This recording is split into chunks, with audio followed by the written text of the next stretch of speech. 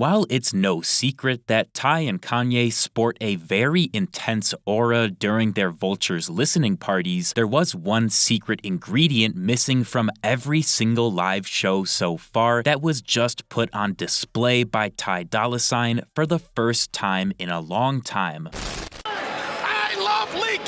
Before we get into the rest of the video, I wanted to quickly announce that I now have an official Leaky Discord, and the link to join that will be in this video's description. One of the biggest gripes fans have had with the past couple months of Kanye's Vultures rollout has been his absolute refusal to pick up a microphone and perform songs live. This issue was catapulted into the mainstream spotlight following the Rolling Loud Vultures performance after it was promised to fans that both Ty and Kanye would be actually singing, which did not end up happening. Obviously, we know Kanye has been abstaining from real live performances for a few years now, with the 3 Donda listening parties, and then the Donda 2 Miami show, which went horribly and probably was the nail in the coffin, convincing Kanye to shy away from picking up a microphone. One concern I had with this entire thing was if Ty Dolla felt the exact same way, or if he was just going along with what Kanye suggested because why not? And based on what we saw yesterday, I think it's clear that Ty and Kanye are definitely not on the same page about live shows.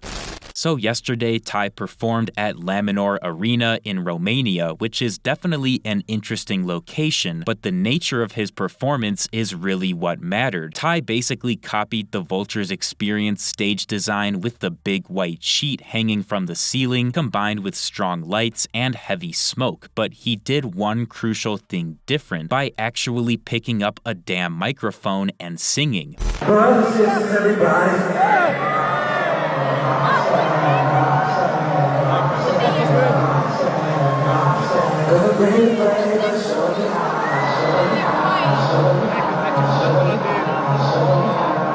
As far as I know, this is the first time he's actually sung these Vultures songs live for an audience, since every time they've been played in the past, he was with Kanye and they were doing the whole no microphone thing. And I gotta say, seeing Ty actually sing along to everybody completely elevates that song and makes the live performance that much more special and unique for concert goers. I really think Kanye is a bit delusional about this, thinking that him not actually singing with a microphone is something to be proud of when it will clearly only serve to benefit the show's quality. The fact that Ty is willing to take this step and perform these songs live despite probably never rehearsing them before this makes me think it's entirely possible Kanye could change his mind for future Vultures concerts. If anyone could change how Kanye feels about this, it's Ty, and now that we've seen his willingness to do what Kanye won't, it makes me think he just needs to express how much better the shows would be in a way that Kanye understands. Now, while we did not get any new Vultures 2 material played at Ty's show yesterday, he is doing another one today in Abu Dhabi, so there's a solid chance we do get some new material there, but it's obviously not guaranteed, so don't hold your breath. In other news, we got an update from Forbats regarding his upcoming mixtape release, You Made Me a Star, which is planned for May 3rd. In the comments of his post announcing the release date, Forbats confirmed that both Kanye and Drake will be present on this tape, likely on their respective remixes with Drake's Date at 8 feature and Kanye's On God feature. Almost said I loved your ass right after we fucked. Don't know why, girl, it was on the tip of my tongue. Don't do that, don't do that, don't call back. DM that, we in that. You can't get me mad, you can't get no better than me, bitch. I'm the best you had.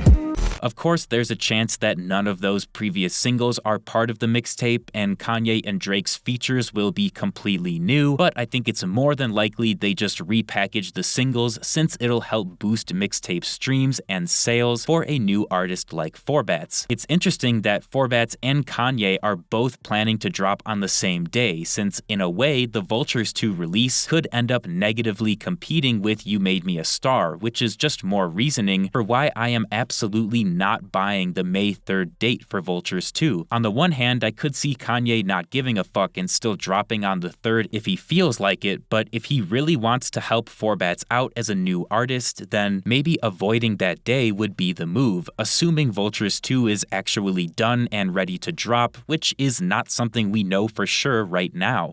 And finally, to wrap things up, we got an update about part 2 of Justin LeBoy's podcast featuring Kanye. A photo of the two recording the episode yesterday was posted to Really Doe's Instagram story, and LeBoy himself even reposted Yeezy Johnny's reporting of the news, adding that the interview is coming soon. Part 1 of the download dropped last Monday on April 22nd, so I would wager that part 2 is probably going to come out next Monday on April 29th, considering it got filmed today and probably still needs to be edited. I think there's a really solid chance that this part 2 contains way more in-depth discussion about music, especially considering LeBoy's tweets a few days ago asking fans for questions to ask Ye. Regardless, I will most certainly be tuning in and streaming a watch party for part 2 so we can all experience Justin's wows together. Thank you guys so much for watching. If you enjoyed, feel free to leave a like and subscribe to my channel for more videos like this, and let me know down in the comments if you think Forbats dropping on May 3rd will interfere with Vultures 2.